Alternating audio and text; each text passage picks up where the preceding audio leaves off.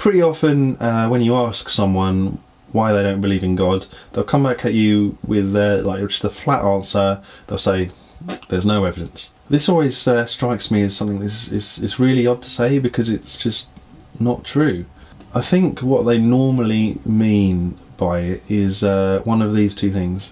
The most common one would be I haven't seen any evidence, or I'm not aware of any evidence. And obviously if that's just like a subjective thing based on that person's own experience, then it doesn't actually have any bearing on the truth. Like, I've personally never been skydiving.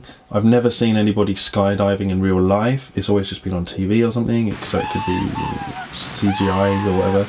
But my own lack of experience of skydiving doesn't mean that there isn't definitive proof of it out there. The second thing they might mean is that there is no scientific evidence. In this case, what they're after is some kind of method that allows them to put God in a test tube and measure him and repeat experiments on him, something like that. In that case, the problem is that they're trying to use the wrong type of evidence, or even the wrong type of science, to search for God. It's like they're trying to use a spanner to chop vegetables. Instead, the science used to find evidence for God is more forensic. It's the same kind of thing you do when you're at a crime scene and trying to figure out what happened. You see what there is and you pick out how it got there. You look for like the fingerprints that have been left behind. Philosophers have taken this kind of forensic evidence and formed logical arguments that use Sherlock Holmes-like deduction to prove that God exists. It's like what a lawyer or a prosecutor might do in court. They take what they find in reality and they use it to make a case. If the evidence and the logic stands up, then a reasonable person should see that as proof, or at least a good reason to believe in the given conclusion. So I'm not going to go into any depth of any of these right now, but I'm just going to have a quick skim of them as examples of what the evidence out there is.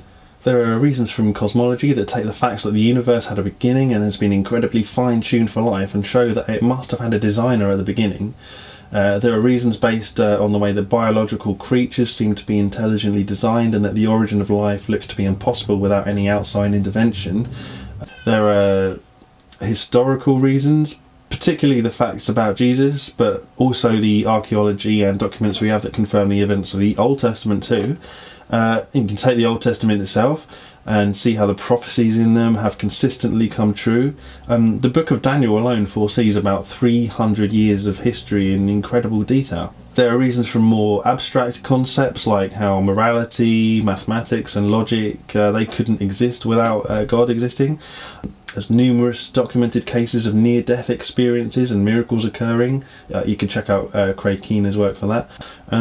There are reasons from why we're even able to reason in the first place. Based on natural processes alone, we should just be fleshy meat robots and not capable of self-awareness.